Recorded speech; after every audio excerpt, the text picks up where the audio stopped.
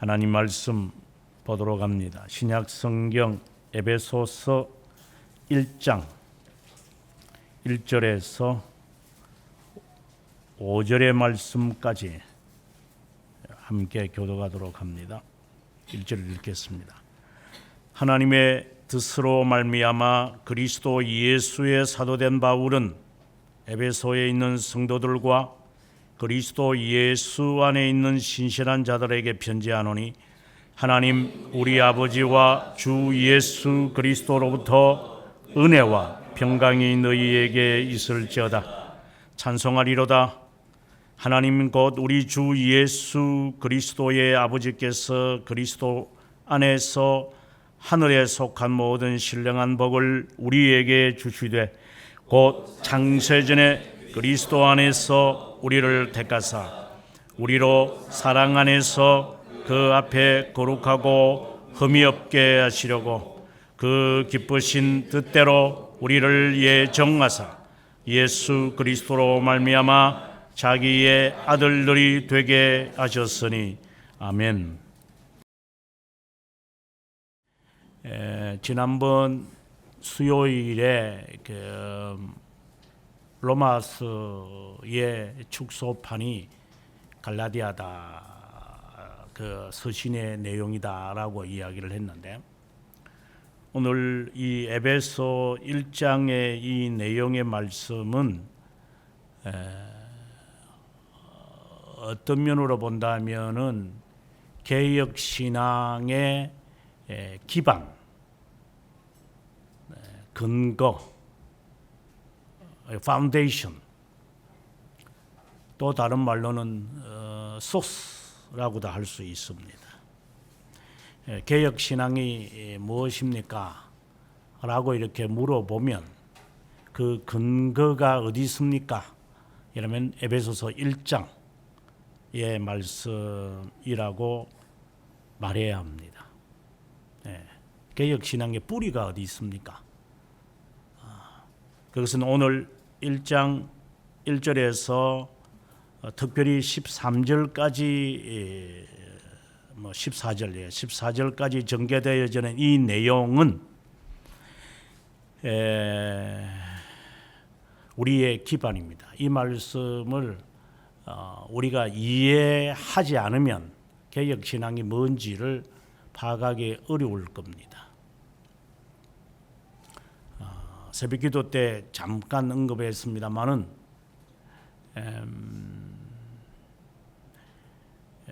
월요일날 그 울산 집회를 맡아달라고 온 그 장로님 부부와 그리고 그 전도 안수 집사의 이야기를 들으면서 참 하나님이 살아계시는구나라는 것을 느낀 것은, 본인들은 본래 장로교지만 그 오순절파 장로교라 하더라도 오순절파니까 그 가운데서 개혁 신앙에 대해서 깨달아진 것이 너무 감사하다. 이제 눈이 떠진 것 같다. 라는 것이었습니다. 그 느낌을 이제 성도 자기 아내 권사에게 말했을 때 그 권사는 자신에게 첫 반응이 미쳤네 라는 반응이었습니다. 제가 한 달 전에 수요일날 설교하면서 개역교회를 찾는 이유는 미치거나 성격이 더럽지 않으면 개역교회를 못 찾을 거라고 했습니다. 그것은 제가 불어 나오는 게 아니라 개역교회를 찾는 사람들이 본래 미친 사람들이고, 그리고 더러운 성격을 갖고 있는 사람들입니다. 그러나 지금에 와서 2년이 지나온 지금에 와서 당신의 말이 맞아.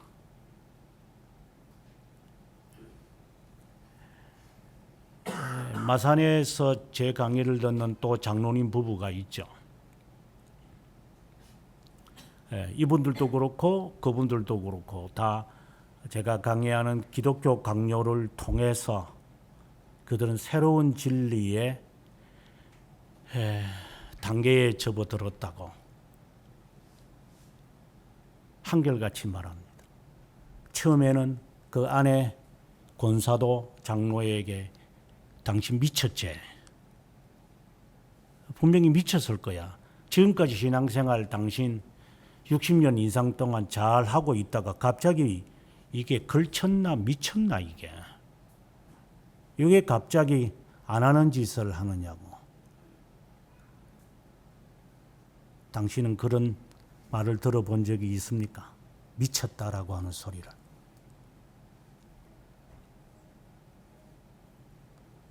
사람들에게 온전하다는 말을 듣고 싶지.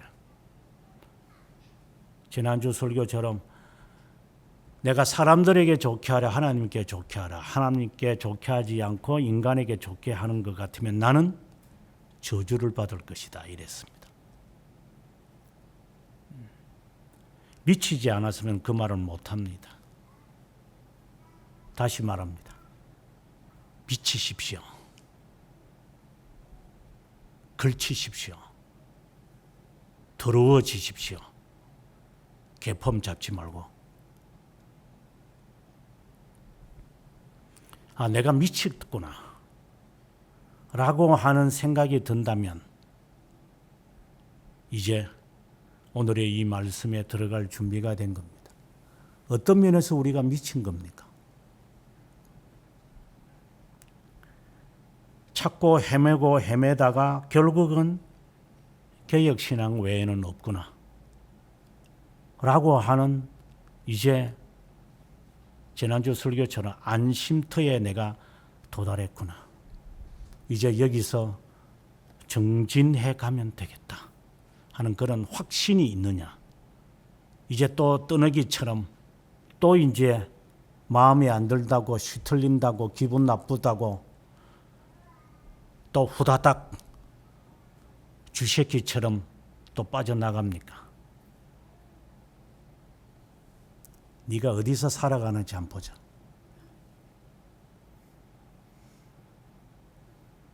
인생이 바뀌어지는 것을 저는 봅니다. 미쳤다는 소리를 들으면서도 이 길이 바른 길이다라고 하는 사람들은 새롬교회 당신들만 아니더라도 이 세상에 수두룩합니다.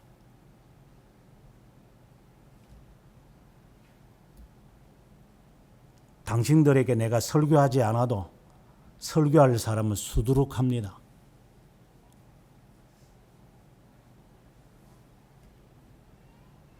당신들이 안 들어도 들을 사람은 수두룩합니다. 그런 미친 사람들이 많다 이 말입니다. 바로 미치십시오. 결국 도달하는 곳은 이제 끝내 아하 이 노선을 타고 가면은 다빈치 공항에 도착하겠구나 라고 하는 마음을 가지기를 바랍니다. 작년에 이탈리아 로마에 가서 이제 보통은 제가 이제 공항에서 차를 빌리는데 공항에서 차를 빌리지 못하고 로마 시 안에서 자동차를 빌렸습니다. 그래서 자동차를 이제 딜리버리 해주고 이제 공항까지 가는 기차였습니다. 티켓을 샀습니다. 우리 모두가. 근데 문제는 어디에 노선을 타가지고 가야 되는지. 저도 기차를 타본 지가 88년도에 기차를 타고 지금 처음 타는 거니까 뭐 그때와 너무 다르지 않겠어요? 그래서 어디에서 어느 노선에서 가는지 몰랐습니다. 그래서 한참 기다리다가 좀 이상해서 물어봤더니만 저쪽으로 가야 한다고. 그래서 우리 모두가 무거운 짐을 들고 끌고 그리고 끼고 해서 겨우 탔습니다.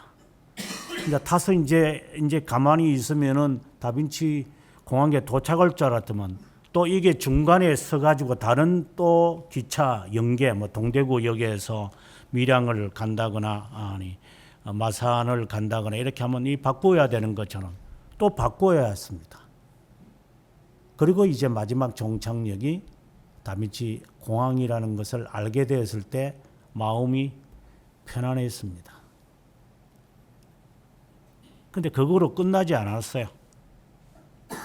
이게 드골 공항까지 가는 거였기 때문에 드골 공항에 가가지고 드골 공항에서 또다시 한국 오는 비행기를 타고 왔어야 했어요. 드골 공항이라는 데는 제가 오래전에 앞서 말씀드린 대로 88년도에 가봤기 때문에 그 변화는 이루 말할 수 없죠. 근데 또 코로나기 때문에 코로나 주사 맞아야 돼. 그래서 왔다 갔다 하는데 1시간. 공항에서 데모 일어나가지고 파업이 일어나는 바람에 기다리는데 1시간 반.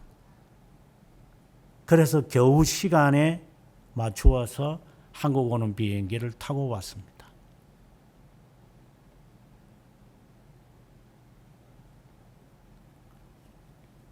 기차표 끊었다고 해서 한국 오는 게 아니라 노선 잘못하면 삼천포로 빠집니다. 긴장 안 하고 있으면 지나쳤다가 다시 거꾸로 돌아와가지고 다시 비행기표 또는 기차표 다시 하고 기차도 놓치고 비행기도 놓치고 긴장을 풀지 말라 이 말입니다. 자빠자지 마라 이 말입니다. 개혁신앙인은 긴장을 풀지 않습니다. 이제 가겠거니 아무도 그렇게 생각 안 합니다. 그렇게 생각한다는 그 자체가 개혁신앙에서 미끄러져 있다는 증거입니다. 아주 쉬운 예로 직장생활도 그렇습니다. 긴장을 풀고 요즘은 직장이 거의 다 계약직입니다. 교수도 그렇습니다. 대부분이 계약직입니다. 1년, 2년 지내보고 제대로 되면 그 다음에 정직원이 되어지는 케이스들을 자주 하려고 합니다.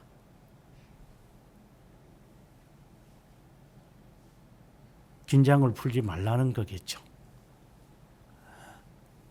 조심해서 하라고 그 말이겠죠. 개혁신앙의 뿌리가 어디입니까? 성경에 근거를 두십시오. 칼빈의 신학이 아니라 바로 에베소서 1장의 말씀을 가지고 우리는 말합니다. 특별히 우리가 1장에서 주의 깊게 봐야 하는 것은 3절부터 14절까지가 한 문장입니다.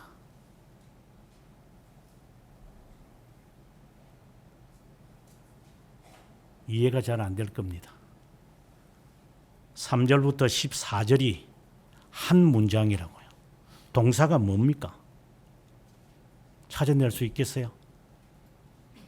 목적어가 얼마나 많겠어요? 목적어와 관계 대명사들이 연결되어져서 관계 사절과 그리고 절과 구가 형성이 되어져서 하나의 메시지를 전하려고 하는 겁니다. 주어는 무엇이고 동사는 무엇일까요? 분사 구문과 동명사와 형용사 부사들이 형성이 되어져서 하나의 12절이 되는 이 구절을 한 문장으로 엮어갑니다. 우리 문장에서 아마 만약에 한글을 그렇게 번역을 했다가는 이 뭔 소리인지 모를 겁니다. 이게.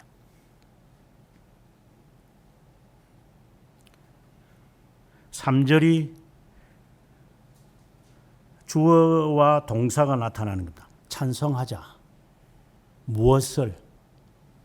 라고 하면서 이제 전개되어지는 겁니다. 한 문장입니다. 그러면 무엇은 한 문장에는 목적어가 여러 개 있겠지만 주 목적이 있죠. 어느 것을 위해서 찬송하자라고 이야기할까요? 그 동사와 목적어를 뒷받침하기 위하여 전치사구는 무엇일까요? 이렇게 계속해서 연결되어져 갑니다. 영어 공부를 안 한 사람은 지금 제가 하는 말이 무슨 소리인지 못 알아들을 겁니다.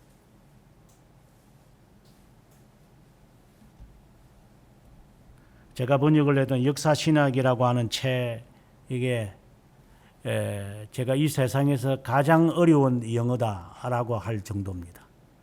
그 빽빽하게 되어 있는 그 책 한 페이지에 주어 동사 하나 있는 데가 있고 많이 있으면 두 개.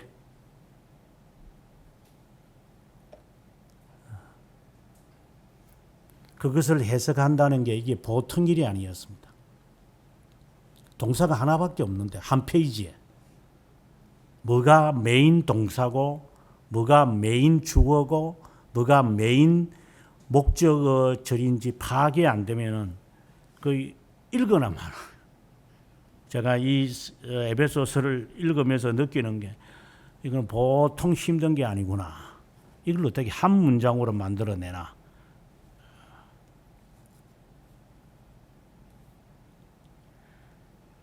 먼저 1절부터 보면 하나님의 뜻, 이건 하나님의 의지를 말합니다. 하나님의 의지로 인해서 5절에 가보면 또다시 하나님의 의지에 따라서 11절에 그분의 의지의 결정에 따라서 아주 중요한 문구가 등장을 했습니다.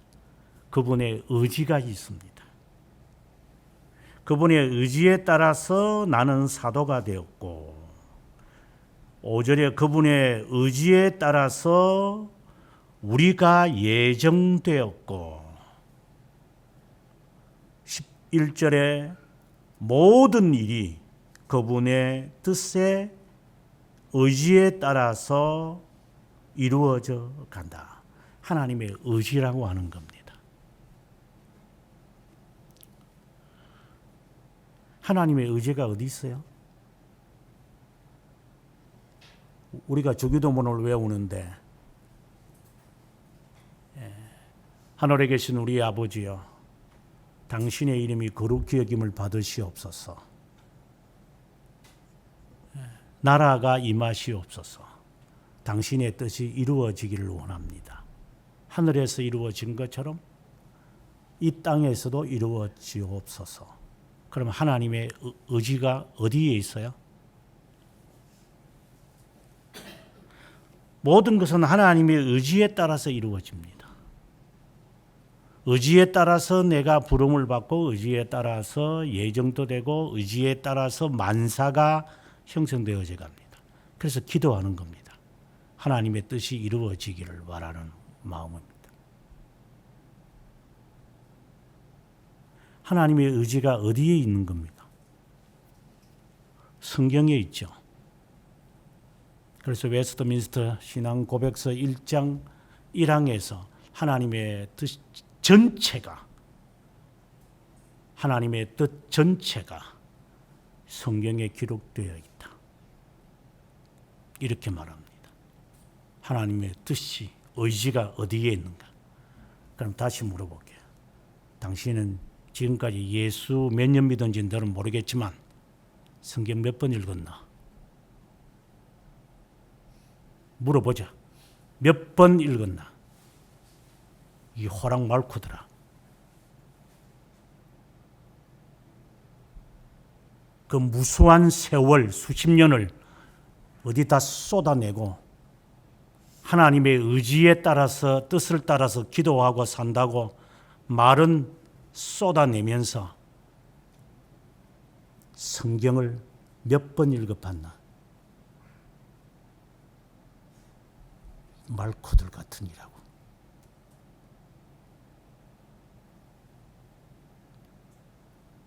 하나님의 성경을 항상 사모하라고 했지만 하나님의 의지 전체가 나타나 있는 성경도 제대로 안 보는 것들이 하나님의 뜻을 따라 산다고 우리는 입방아를 짓습니다.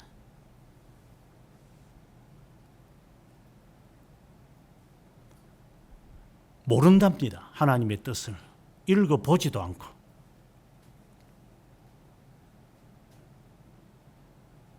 하루 24시간 가운데 몇 분이나, 아니 몇 초라고 할까?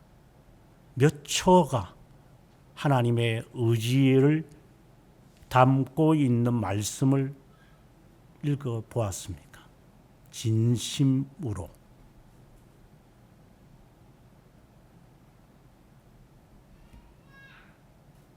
하나님의 자녀는 맞는 겁니까?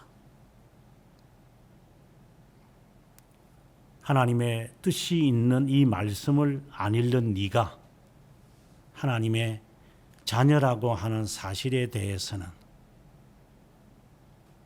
의문을 가질 수밖에. 잘 몰라서 몇 번 읽었는데, 몇 번 읽어봤는데 네가 모른다고 말하나? 네가 머리가 그래 좋나?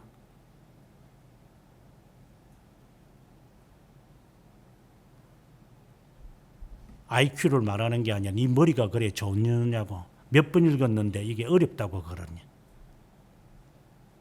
한 번도 못 읽었을 거예요. 정독으로. 20번을 읽었냐, 30번을 읽었냐. 나이는 처먹어가지고.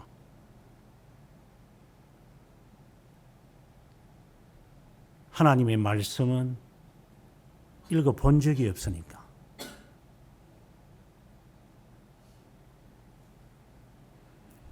하나님의 뜻은 말씀에 하나님이 다 기록하게 하셨어요. 그 말씀을 사모해라. 앉았을 때든지 설 때든지 걸어갈 때든지 누울 때든지 부지런히 가르치고 새기고 마음에 간직하라고.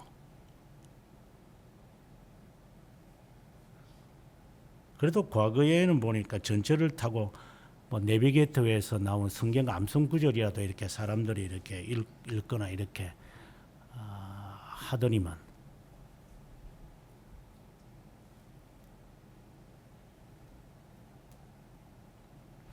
아침에 일찍이 직장 가는데 복잡해서 목사님 그런 거 빼서 읽을 시간도 여유가 없어요. 그럼 더 일찍 가라. 더 일찍 가서 여유 있을 때 가라. 그것도 실체.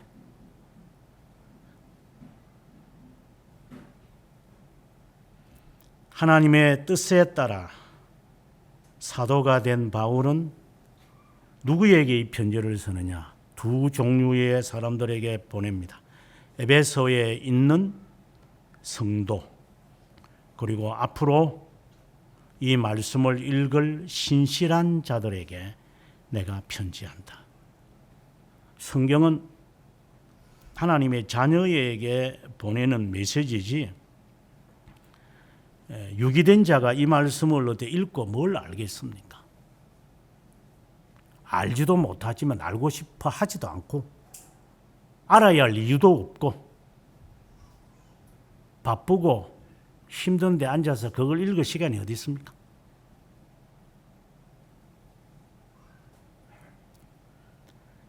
이절에 하나님 우리 아버지 주 예수 그리스도로부터 은혜와 평강이 너희에게 있을지어다. 하나님 우리 아버지. 더 중요한 것들이 있어서 바로 스킵하겠습니다. 3절에 주의한 동사가 나옵니다. 찬송하라. 여기서 찬송하라는 말은 두 종류입니다. 하나는 하나님의 은혜를 감사하라는 뜻이 있고, 찬송하라는 게 blessed라는 말이죠. It's blessed. 심령이 가난한 자는 복이 있다. 복이 있는 사람은 할 때 다 이게 복이 있을지어다, 찬송할지어다, 이런 말이거든요. 그런데 그건 두 종류가 있다 이 말입니다. 하나는 여기에 말하는 대로 찬송하리로다 라는 말씀이고, 또 하나는 하나님께 드려지는 것이죠. 하나님께 찬송하는, 칭송이라는 말이 좀 더 정확할 것 같은데, 노래 부른다는 게 아니라 존경과 경배를 제가 돌리겠습니다. 이 말이고, 그 다음에 또 하나는 복을 말합니다. 복 받으라. 그래서 마태복음에 나오는 팔복이 그 복을 비는 겁니다. 시편 1편에도 마찬가지고 복이 있을지어다. 악인의 꾀를 좇지 않고 죄인의 길에 서지 않고 오만한 자의 자리에 앉지 않는 자에게 복이 있을지어다. 이 사람은 주야로 주의 말씀을 묵상하는 자로다. 그의 모든 행사가 다 형통할 것은 그가 마치 나무가 시냇가에 심기워져 있는 것처럼 복 있는 사람은 말씀을 통하여 그의 삶이 형통하리라. 이거는 복 받는 비결입니다. 그것을 안 하기 때문에 제가 여러분들에게 호락말코라고 하는 겁니다. 그래도 밥은 잘 처먹어요.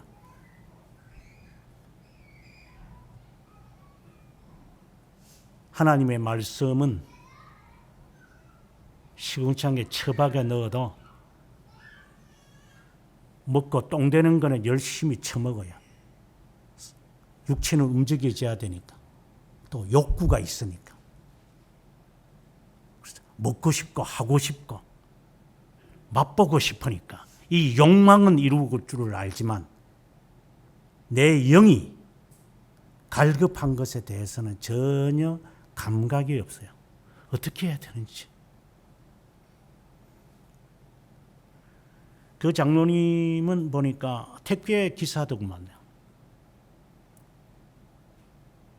그 바쁜 가운데지만 목사님의 기독교 강요를 늘 듣습니다. 2년 동안 계속해서 보고 듣고 했습니다. 그래서 제가 무슨 말하니까 그거는 그 다음에 이거 아닌가요? 나를 한 번도 안 만난 사람도 알더라. 이 개코더라. 몇 년을 나와 함께 있는데 그것도 못하지. 그래서 말코라고 하는 겁니다.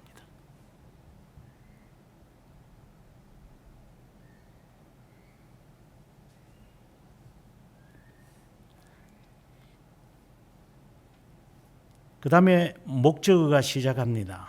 하나님, 우리 주 예수 그리스도의 아버지 되신 하나님을 말하는 거죠. 성부 하나님을 말하는 게 아닙니다. 그리스도 안에서라는 말을 합니다. 이 말씀은 13번이나 나타납니다. 이 에베소서 1장에서 그리스도 안에서 4절에 택했다. 그리고 그리스도로 말미암아 5절에 그리스도로 말미암아 아들이 되겠다. 같은 말입니다. 그리스도 안에서 택했다. 그리스도로 말미암아 아들이 되게 했다. 그 다음에 계속해서 7절에 피로 말미암아 용서를 받았다. 9절에 그리스도 안에서 예정된 것이다. 10절에 그리스도 안에서 통일되게 한다. 11절에 그리스도 안에서 기업이 되게 한다. 12절에 그리스도 안에서 전부터 바라는 것. 13절에 그 안에서 진리의 말씀으로 복음을 듣고 약속의 성령을 받았다. 15절에 그리스도 안에서, 20절에 그리스도 안에서 이렇게 13번이나 나타납니다. 이것은 무엇을 말하는 것인가? 모든 것은 그리스도로 말미암아를 통하여 무엇인가가 이루어진다는 것입니다. 가장 큰 것이 뭐냐? 예정했다. 예정했다. 택했다. 그리고 통일되게 했다. 너희를 불렀다. 아들이 되게 했다. 그리스도로 말미암아. 3절에는 그리스도 안에서 하늘에 속한 신령한 복을 우리에게 주었다. 이게 정말 중요한 구절인데, 하늘에 속한, 이거는 영원이라는 말을 하고 있는 겁니다. 영원은 너희들에게 지금 신령한 복을, 하늘에 있는, 땅에 있는 것이 아니라 하늘에 있는 신령한 복을 너희들에게 주려고 그리스도 안에서, 이 말은 그리스도로 말미암아 이것을, 하늘에 속한 것을 깨닫게 하게 합니다. 이 말입니다. 다시 말해서 창세전에, 그래서 영원이라는 겁니다. 그리스도 안에서 너희를 택했다. 그러니까 하늘에 속한 신령한 복을 우리에게 주신다는 이 말은 다른 말로 한다면은 영원에서 우리를 택했다, 이 말입니다. 이 사실을 이제 하나님이 나에게 깨닫게 하는 겁니다. 아하, 내가 내 부모에게서 태어났지만 내가 육신으로 끝나는 것이지, 이게 뭐 그 이상도 아니고 그 이하도 아니다.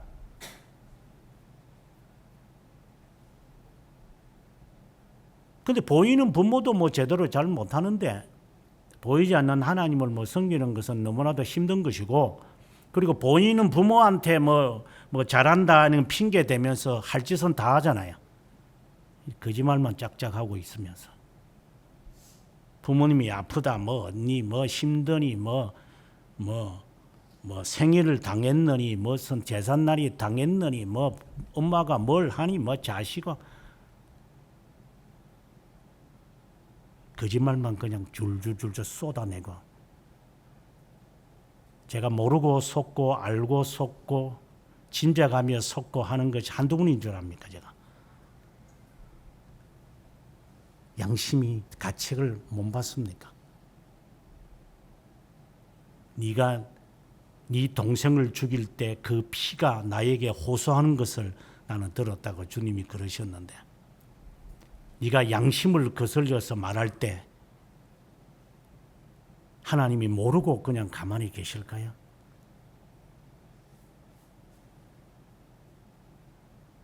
가인이 뭐랍니까? 내가 견딜 수 없습니다. 이런 이 두려움이 몰아칠 때는, 이게 죽을 사자이기 때문에 공포가 몰아칩니다.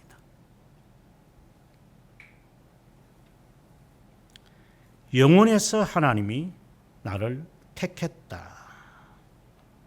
그리고 그리스도 안에서라고 하는 이 말을 또 다른 말로는 사랑 안에서라는 말로, 그리스도 안에서, 사랑 안에서 하늘에 속한 신령한 복 너희를 택했다.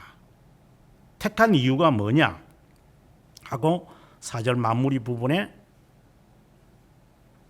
거룩하고 흠이 없게 하시려고 너희를 택했다. 왜 영원한 것을 너희에게 알려주겠느냐? 거룩하고 흠이 없게 살라고. 하나님의 선택의 목적이 뭡니까? 거룩한 것입니다. 세상에 물들지 말라, 이 말입니다.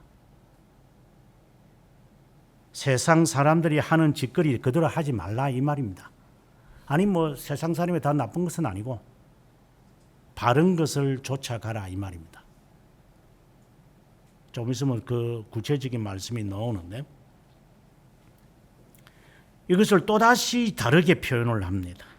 그리스도 안에서 택했다는 말을 다르게 표현을 합니다. 이 같은 이제 계속해서 현재 분사로 연결이 되는데, 그 기쁘신 뜻대로 우리를 예정했다. 그리스도 예수로 말미암아 자기 아들이 되게 했다. 예정했다, 아들이 되게 했다. 선하신 뜻이다. 선한 기쁨이다. 그리스도로 말미암아. 다 같은 말입니다. 이 같은 말을 계속해서 다양하게 써서 그 의미를 지금 밝히려고 하는 겁니다. 하나님의 우리를 선택하신 유일한 근거가 무엇입니까? 이렇게 물어보면 1장 10항에서 말합니다. 돌토레이터. 선한 기쁨입니다. 왜 하나님이 나를 택했습니까? 근거가 그분의 기쁘신 뜻이라면 나를 선택한 목적이 뭡니까? 거룩하게 지내라고. 수도사가 되라는 게 아닙니다. 거룩하게 지내라고. 제발 구별된 자로 지내라. 제발. 이거는 자연스러운 겁니다. 이거는 자연스러운 것이지 목적이 아닙니다. 이렇게 하면 하나님이 선택하겠다. 이렇게 놓으면 이제 그는 아르미니스주의에 속합니다. 또 다른 말로는 자신의 자녀가 되게 했다. 그러니까 선택했다, 예정했다. 그리고 자녀가 되게 했다. 같은 말입니다. 6절에 가서 그 사랑하시는 자 안에서, 이 그리스도를 말합니다. 우리에게 거저 주시는 바 그 은혜의 영광을 찬송하려는 것이다. 그래서 은혜의 영광이라는 말보다는 번역이 잘못된 것이고 그분의 영광스러운 은혜를 찬송하게 하십니다. 지금 앞에서는 그리스도 안에서 우리를 택했다라는 말을 계속해서 합니다. 그 목적이 뭡니까? 거룩하고 흠이 없게 하시려고. 6절에 와서는 그분의 영광스러운 은혜를 찬송하게 하기 위함이다. 이게 거룩한 삶입니다. 영광스러운 은혜다라고 하는 것은 그분을 깨달아가는 겁니다. 저는 실존이라고 그럽니다. 실존. 하나님을 선하심을 맛보아 알지니라. 그래서 하나님의 실존을 경험한 사람, 이런 사람들은 그때 형용사로 표현할 수밖에 없습니다. 모르기 때문에 형용사로 표현합니다. 그분은 거룩하십니다. 그분은 지혜로우십니다.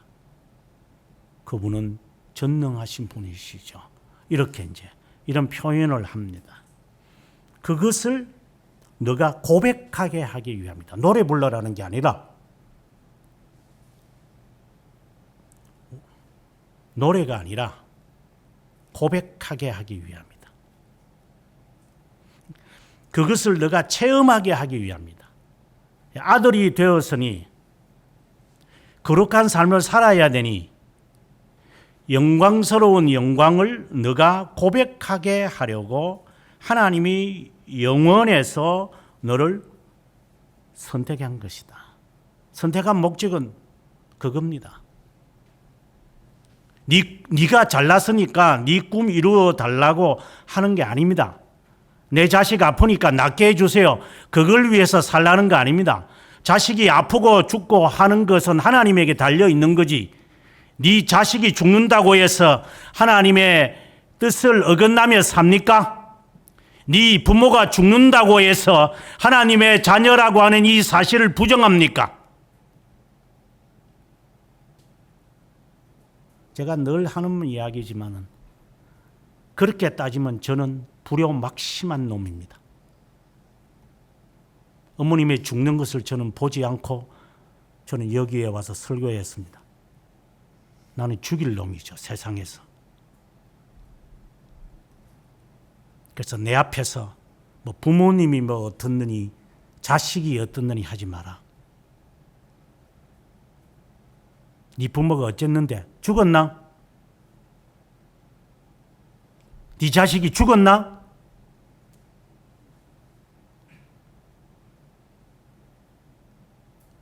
그거 핑계 대면서 쥐새끼처럼 빠져나가려고 하는 놈들 빠져나가라. 내 앞에서 그 소리 하지 마라. 나는 이 목사직 설교를 위해서 내 부모, 내 엄마의 임종도 보지 않고 왔어.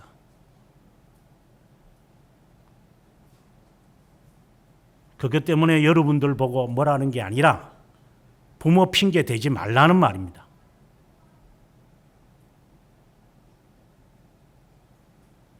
그분이 나에게 무슨 말은 하지 않았지만 14시간 후에 돌아가실 분이지만 어머니, 저는 어머니 임종을 못 보고 서울 올라갑니다. 이것이 어머니와 저와의 마지막인 줄 압니다. 다시 영원히 못 만나겠지만 어머니를 영원히 기억하겠습니다. 그리고 난 다음 차가운 시신을 보았습니다. 그래서 저는 울은 겁니다. 내 어머니를 임종을 내가 마무리를 하지 못했다라는 불효막심한 놈이다. 저는 늘 그렇게 생각합니다. 내가 목회자가 아니었더라면 저는 거기에 있었겠죠. 이 하잘것없는 이 설교 하나 때문에 내 부모님의 임종까지 보지 않는 저기 때문에 내 앞에서 여러분들이 뭐 부모가 이러니 저러니 입방구만 되면 내 마음으로 귀샤대기를 때리고 싶지만 네가 언젠가 깨닫겠지. 그게 얼마나 가증스러운 말인지.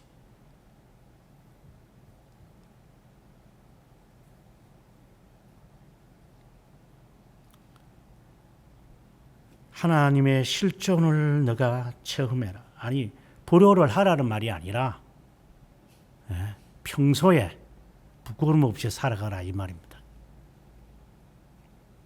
평소에 할 짓을 하라 이 말입니다. 우리는 그리스도 안에서 은혜의 풍성한 은혜죠. 이것도 풍성한 은혜를 따라 이제 구체적으로 나옵니다. 시간 속에 그의 피로 말미암아 구속, 다른 말로는 죄 사함을 받았다. 이게 시간 속에서 이루어지는 것을 지금까지는 미래로 이야기를 해왔다가 여기서는 이제 완료형으로 우리가 그런 사람이지 않느냐. 이제 하나님이 은혜를 베푸셔서 실제로는 제2원인의 첫 번째 요인이 되는 그리스도의 십자가의 보혈로 우리가 죄를 용서받지 않았느냐. 왜 죄를 용서받아야 되느냐 하는 것은 2장에 가서 이제 이런 말씀들이 이제 계속해서 나오는데 3절에 보면은 전에는 우리도 다 그 가운데 육체의 욕심을 따라 지내며 육체와 마음에 원하는 것을 하여 다른 이들과 같이 본질상 진노의 자녀이었더니 이 말을 합니다. 긍휼이 풍성하신 하나님이 그 사랑으로 인하여 우리를 이렇게 건졌다. 이제 이 말씀을 합니다. 그래서 제가 교리를 유튜브에서 강의하면서 하는 말이 아르미니우스 파들이 하는 말대로 우리를 하나님의 자녀로 삼게 하시려고 우리를 부른 게 아니라 하나님의 영혼에서 하나님의 택한 자가 안 믿는 자들과 함께 본질상 진노의 자녀처럼 그냥 세속의 욕심을 따라 그냥 뒹굴면서 사는데 이 사는 자를 빼내는 작업을 해야 되는데 왜? 자비함을 베풀어야 하기 때문에. 그런데 그들에게 내려진 진노, 이 진노가 있잖아요. 네가 중생의 경험을 하기 전까지 네가 저질렀던 온갖 오물통, 그 더러운 짓거리들, 그런 것에 대한 대가를 지불해야 되잖아요.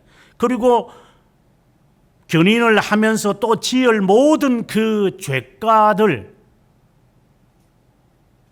그 온통 그 죄가들이 있는데 매일 우리가 이 몸뚱아리 씻지 않으면 이 몸뚱아리에서 더러운 냄새나는, 왜 똥통을 항상 우리의 배에 차고 다니기 때문에 입만 벌리면 이게 똥 냄새가 입으로 나오잖아요.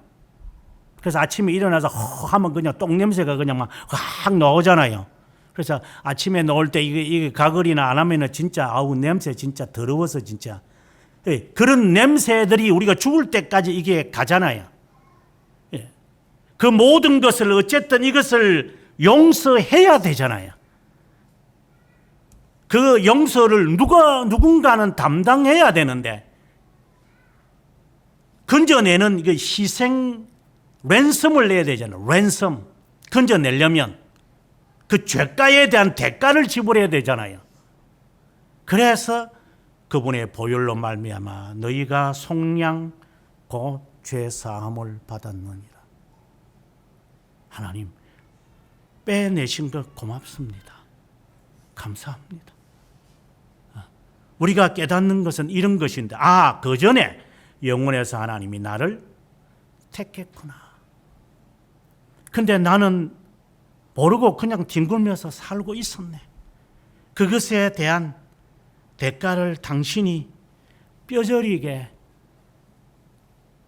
당하셨군요. 그리고 또 내가 좌충우돌을 할 거니까 그것까지도 다 하나님이 내가 가면 돌아올 때 모자라면 더 주겠습니다. 선한 사마리아처럼 강도 만난 나지만 주님이 너는 나를 멸시하는 사람이지만 당신은 내가 당신을 외면하면서 살아오지만 당신은 나에게 다 죽어가는 나를 건지시고 그리고 돈이 부족하면 더 주겠다고 하시는 그 넓은 사랑이 있군요. 이제 이것을 날마다 새기면서 살아라. 날마다 너의 정체성을 알고. 그래서 곁길로 가다가 성질 부리다가 까불다가 내가 여기에 있으면 안 되지 하고 자리를 박차고 오만한 자의 자리에 앉지 말고 죄인의 길에 들어서지 말고 교만한 자와 함께 다니지 말고 돌아서서 나오라. 그것이 생각이 나면 그만두라.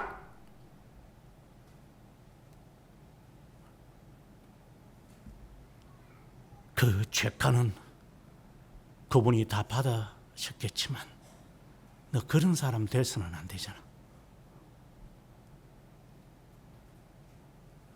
뿐만이 아니라 8절에 지혜와 총명, 잠언이잖아요. 그래서 견인을 말하는 거잖아요. 너 삶에 있어서 지혜도 필요하고 총명도 필요한데 그것도 우리에게 주신다. 어떻게 살아가야 됩니까? 하나님 구별되게. 그러면 지혜를 강구해라. 넘치도록 줄 것이니까. 기도도 안 하고 멈추지도 않고 말씀도 사모하지 않고 그럼 뭐 하라는 겁니까?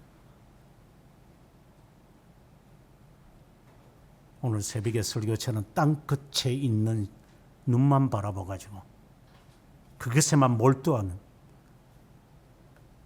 아무것도 아닌 것, 가보지도 못하고 지쳐가지고 주저앉을 걸, 가보면은 신기루처럼 없어질 걸 평생 한번 살아보세요. 그분의 뜻이 이루어지기를 원한다면 그분 앞에 말씀을, 기도를 통하여 지혜와 명철을 왜 얻지 못합니까? 대가리 좋다고 일이 됩니까? 안 믿는 사람은 돼요. 대가리 좋아가지고 줄 잘 서다가 시누이한테 골치 아픈 이야기 듣고 거짓말만 짹짹짹짹 하다가 살아가는 여편네들이나 그 자식이나 그 놈이나 지 마누라나 지 자식이나 대표적인 것이니까. 우리는 그렇게 살지는 않죠. 그렇다고 내가 정직하다는 게 아니라 그렇게 안 살려고 몸부림치는 스타일 자체가 다르니까. 지혜가 부족하거든. 끙끙대지 말고 하나님의 풍성한 것으로 우리에게 주시는 겁니다. 그리고 9절에 가서 하나님의 의지의 비밀을 우리에게 알리실 것이다. 그분의 기뻐심을 따라 5절에 있는 말씀처럼 그리스도 안에서 때가 되어서 경륜을 위하여 예정하신 것이니 때에 따라서 하나님이 나를 이제 부르시기 위해 예정하셨다. 하나하나 가는 시간이 넘어가서 더 이상은 못하겠지만 정말 귀중한 말씀들입니다. 요약을 하자면 하나님의 뜻 영혼에서 하나님의 의지 영혼에서 나를 그리스도를 통해 나를 부르시려고 과정에서는 십자가에서 죽으심으로 죄 용서하시는 방법을 통하여 거룩하게 살라고 그러다가 지치면 주님께 기도해서 지혜와 총명을 얻으라고 너는 고향의 하늘이지 이 세상이 아니라고 내가 애쓰고 힘썼는데 안 되면 내려놔라. 하나님의 법에 어긋나면서까지 도둑질하지 마라. 멈춰라. 요거 더 하면은 잘 될 것 같은데 포기해라. 하나님이 주시는 지혜와 총명이 있으면 그 때와 시기를 그분이 인도하실 것이다. 여기에서 난관이 되고 장애물이 되고 방해물이 되는 똥고집 내려놔라. 구체적으로 말합니다. 기도 생활 하십시오. 말씀을 진중하게 읽으십시오.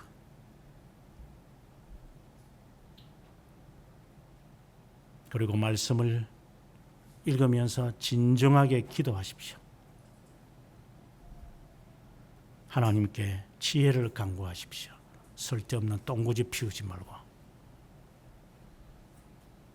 그분 안에서 당신이 영원에서 예정한 그것이 나에게 이루어지기를 원한다 하십시오.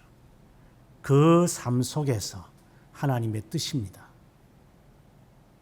네 부모나 네 자식이나 나보다 더 사랑하면 내게 합당치 않다. 주님이 하는 겁니다. 부러워하라는 게 아닙니다. 하나님의 자녀의 우선순위를 말하는 겁니다. 그걸 위해서 네 부모나 네 자식이를 버릴 수는 있을지라도 그것이 나에게 우선순위 되지 마라. 이게 하나님의 명령입니다. 이게 핑계 삼아서 죄짓지 말고 하나님의 이 심오한 이 영혼에 대한 이 뜻들이 우리의 삶에 정착되기를 바랍니다. 그리고 훈련을 받아서 고무줄처럼 돌아가지 말고 그대로 정진해 가시기 바랍니다.